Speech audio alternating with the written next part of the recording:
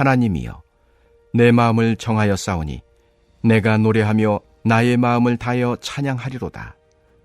비파야 수금아 깰지어다. 내가 새벽을 깨우리로다. 여호와여, 내가 만민 중에서 주께 감사하고 문나라 중에서 주를 찬양하오리니 주의 인자하심이 하늘보다 높으시며 주의 진실은 궁창에까지 이르나이다. 하나님이여, 주는 하늘 위에 높이 들리시며 주의 영광이 온 땅에서 높임 받으시기를 원하나이다. 주께서 사랑하시는 자들을 건지시기 위하여 우리에게 응답하사 오른손으로 구원하소서.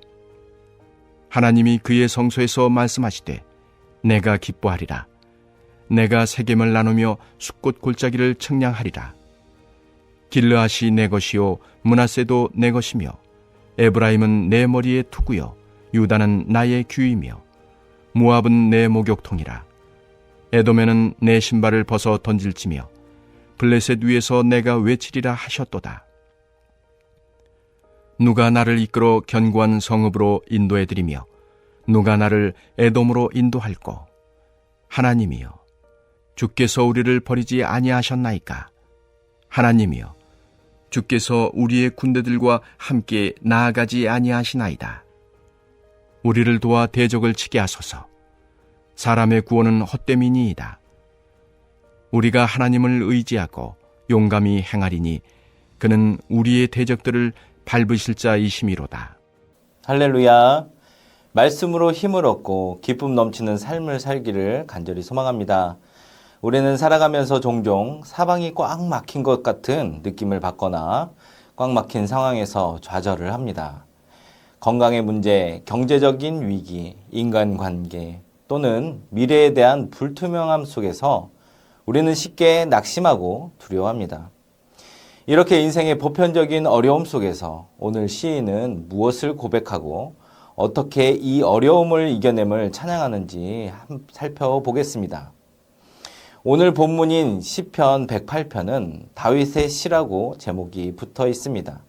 그런데 시편을 많이 읽어보셨거나 자세히 읽어보신 분은 어디서 본 것 같은 생각이 들 것입니다.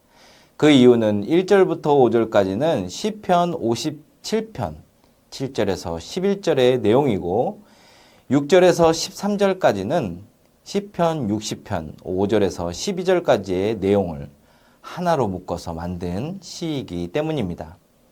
즉 다윗이 새롭게 쓴 시가 아니라 이전에 극심한 고난 속에서 써두었던 두 개의 시를 성령의 감동으로 편집하여 다윗이 하나의 새로운 노래로 만든 것입니다. 시편 57편은 다윗이 사울왕을 피해 캄캄한 아둘람 굴에 숨어 있을 때 쓴 시입니다. 시편 60편은 에돔과의 전쟁에서 군사들이 패하고 국가적 위기에 처했을 때 쓴 시입니다. 가장 개인적으로 비참했던 순간과 국가적으로 가장 위태했던 순간에 기도를 합쳐서 다윗은 지금 승리의 확신을 위한 결단을 노래하고 있는 것입니다. 환경은 여전히 어둡고 전쟁은 끝나지 않았지만 다윗은 어떻게 승리를 확신하며 결단할 수 있었을까요?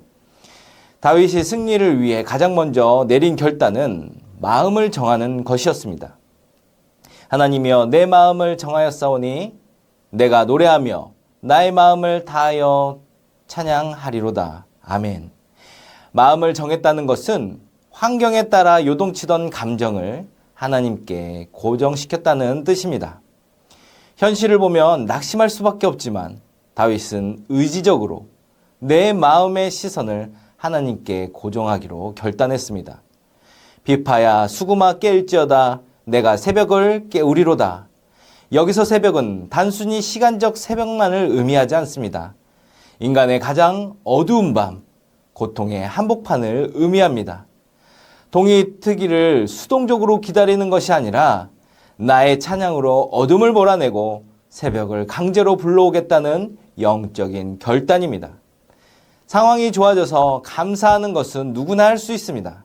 그러나 승리하는 성도는 상황이 좋아지기 전에 먼저 찬양하기로 결단하는 사람입니다. 찬양할 상황이 주어져서 찬양하는 것이 아닌 찬양함으로 찬양할 수 있는 상황을 만드는 것입니다. 우리의 찬양은 문제가 해결되기 때문에 부르는 결과물이 아니라 문제를 해결하실 하나님을 신뢰하며 던지는 영적 무기인 것이며 믿음의 고백인 것입니다. 또 다윗은 하나님의 약속, 즉 말씀을 붙들고 하나님의 주권을 선포합니다. 하나님이 그 성소에서 말씀하시되 내가 기뻐하리라. 내가 세겜을 나누며 숫꽃 골짜기를 측량하리라. 길앗이 내 것이요 므낫세도 내 것이며. 7절부터 9절을 보면 이스라엘 주변의 지명들이 나옵니다. 세겜, 숫꽃, 길르앗, 므낫세, 에브라임, 유다, 그리고 이스라엘을 괴롭히던 대적들인 모압, 에돔, 블레셋 등이 등장합니다. 하나님은 이 모든 곳을 향해 내 것이라 라고 선언하셨습니다. 심지어 모압은 하나님의 목욕통에 불과하고 에돔에는 하나님의 신발을 던져 소유권을 표시하겠다고 하십니다. 다윗이 이 지명들을 선포하는 이유는 과거 하나님께서 이스라엘 지파에게 주셨던 언약의 말씀이 떠올랐기 때문이죠. 현실은 에돔에게 밀리고 있는 비참한 상황일지라도 다윗은 이 땅은 하나님의 것이라고 하는 믿음을 굳게 붙들고 있습니다. 사탄은 끊임없이 우리의 귀에 속삭입니다. 너는 끝났다고, 너는 패배자라고, 내 가정과 직장은 소망이 없다고, 너의 어려움 속에 너의 이웃은 어디 있느냐며, 그럴 때 우리는 내 생각이나 감정으로 세상과 맞서 싸우면 백전백패를 하는 것입니다. 다윗처럼 하나님의 말씀으로 싸워야 합니다.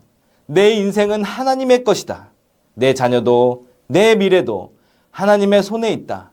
내 감정이 아니라 변하지 않는 하나님의 약속을 붙들고 이긴다는 결단이 있어야 합니다. 마지막으로 다윗은 자신의 무력함을 인정하고 오직 하나님만을 의지하는 기도로 나아갑니다. 우리를 도와 대적을 치게 하소서. 사람의 구원을 헛됨이니이다. 다윗은 깨달았습니다.